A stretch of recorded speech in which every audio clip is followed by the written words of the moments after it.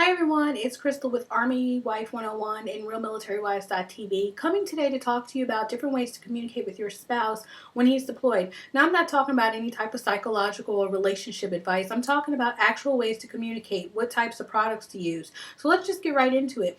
The first product me and my husband used during our second deployment was Magic Jack. You can get it at magicjack.com. I think they sell it at Radio Shack. You can probably get it at Walmart. And it's simply a device that plugs into the side of your computer. You're issued a phone number. I believe you have to activate it from over here in the States, so you probably want to get it definitely before he's deployed. And then he's able to take it with him. He can take a little cheap $5 phone and he can hook it up, and he is able to talk via his computer. So you actually have a phone number that you can call him at.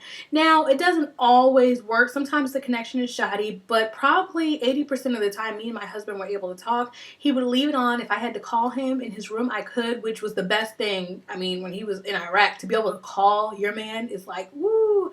You know, I wouldn't get hooked on the idea that you can call him, because a lot of times it doesn't work. But what it did allow was for him to be able to call me 3, 4, 5 times a day.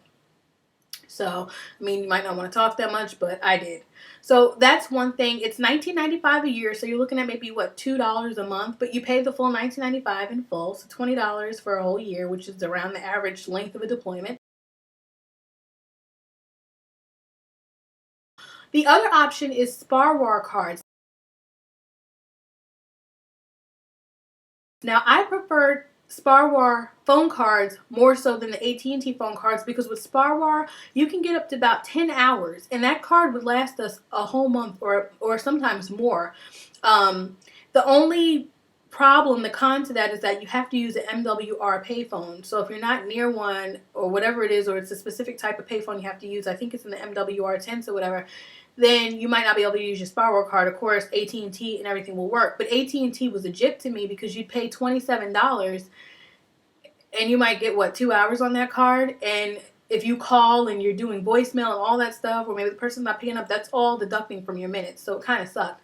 So those are just my 2 tidbits on better ways to communicate. Of course, you can use Skype and Instant Messenger. Many of the new phones, the iPhones and everything, have Skype on it. So you're able to download those applications to your phone and carry your Skype anywhere you go, so your husband can still call you, or your wife, and it'll come to your phone. I had Yahoo Messenger on my phone. Of course, I used it at home on my computer, but when I was out, I would hear the little, ding, and I knew he was on. And although I really hate trying to type on my phone, especially when it came to my husband, I hated, like, trying to do that, because I wanted to be able just to talk with, like, out all those obstacles of typing. It really, really worked well. So that is my tidbit on the best ways I feel to communicate when they are deployed. Don't forget to visit us at RealMilitaryWives.tv. See you soon.